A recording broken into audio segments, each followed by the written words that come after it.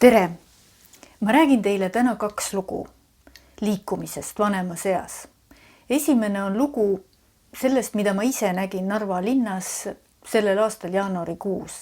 Ja teise loo jutustas meile Rootsi mees, kes oli kutsutud konverentsile ja kes põdes Parkinsoni tõbe. Esimene lugu, Narva jaanuarikuu, väga külm, 15 kraadi õues ja tuul puhub. Mina seisan suure 9-korruselise maja ees ja ootan. Järsku läheb uks lahti ja ukse vahelt pistetakse välja tool.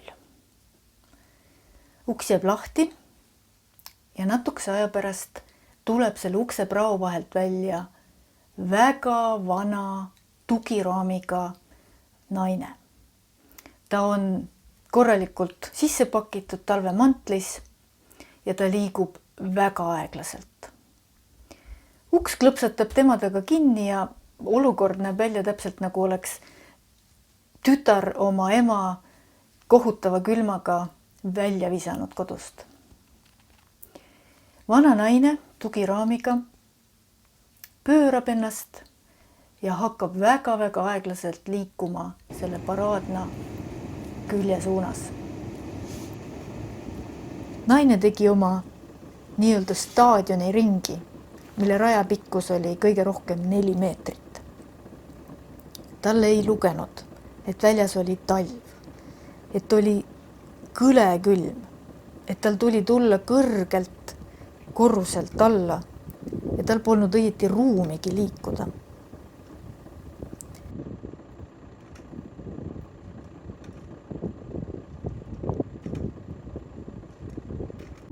Möödakäijad, need harvad möödakäijad, kes siis selle külmaga üldse oma nina välja pistsid, olid selle vaatepildiga harjunud. Sellest ma järeldan, et see naine käis seal iga päev ja naabrid hakkaks arvatavasti väga muretsema, kui ühel päeval ta oma staadioni ringile enam ei tule.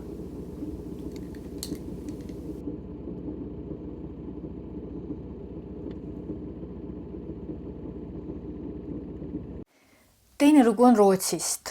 Seda rääkis meile mees, kes oli kutsutud suure Euroopa gerontoloogia konverentsi vaba lavale esinema.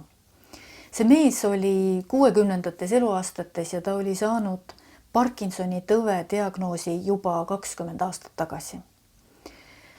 Mees, olles siis 40-ndates eluaastates, teadis, et see haigus ainult süveneb ja mees otsustas, et ta teeb kõike endast oleneva, et sellele vastu hakata. Ta guugeldas, otsis informatsiooni, luges raamatuid, kuulas arste ja teisi inimesi ja niimoodi väga aktiivselt lahendust otsides jõudis ta ühe Rootsi ülikooli uurimisgrupini, kes otsis Parkinsoni tõve uue ravimi nii-öelda viimasteks katseteks selle väljatöötamisel katseisikuid ja mees väga suure ootusärevusega liitus selle grupiga. Ta osales selles uuringus 8 aastat. Ja siis sai teada, et ta oli tegelikult kontrollgrupis. Ehk tegelikult ei olnud ta saanud ravi selle uue ravimiga. Muidugi langes ta depressiooni, aga ta ütles, et mitte väga pikalt. Ja lootust kaotamata hakkas ta jälle otsima võimalusi, kuidas selle haiguse vastu saada. Ja siis avastas ta gruppi, kuhu Rootsis kuulub üle 600 inimese.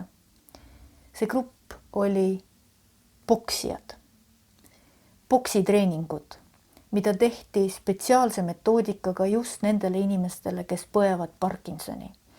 Ja tulemused on vägagi efektiivsed ja lootustandvad. See mees, kes sai siis väga intensiivset üldfüüsilist treeningut ja lisaks siis poksitreeningut, ütles, et selle asemel, et Parkinsoni tabletid, mida ta ikkagi ju võtab, et selle asemel, et need doosid kogu aeg suurenevad, tema doosid on vähenenud. Meile tehti nii-öelda demonstratsioon esinemine. Treener andis väga konkreetsed käsklused, kust kuhu peab siis treenitav oma löögi suunama ja seda lööki tehes Parkinsoni tõbe põdev mees oli väga enesekindel ja tema käed ei värisenud. Nad ütlevad, et miks boks aitab, selle põhjus on selles, et boksis on vaja liigutada oma käsi suundades ja rakendada jõudu sellises suunas, mida tavaliselt inimesed ei tee, ehk alt üles diagonaalis. Ja see annab selle efekti, et kogu see olemine ja see sümptomid haigel tegelikult ei süvene. Loomulikult saab sellise tulemuseni jõuda ainult väga-väga sihikindla ja regulaarse intensiivse treeningu. Need 2 lugu on minu jaoks äärmiselt kõnekad. Esimene näitas, et meil tegelikult puuduvad takistused iga päev liikuda. Teine lugu näitas, milline pöörane jõud on liikumises.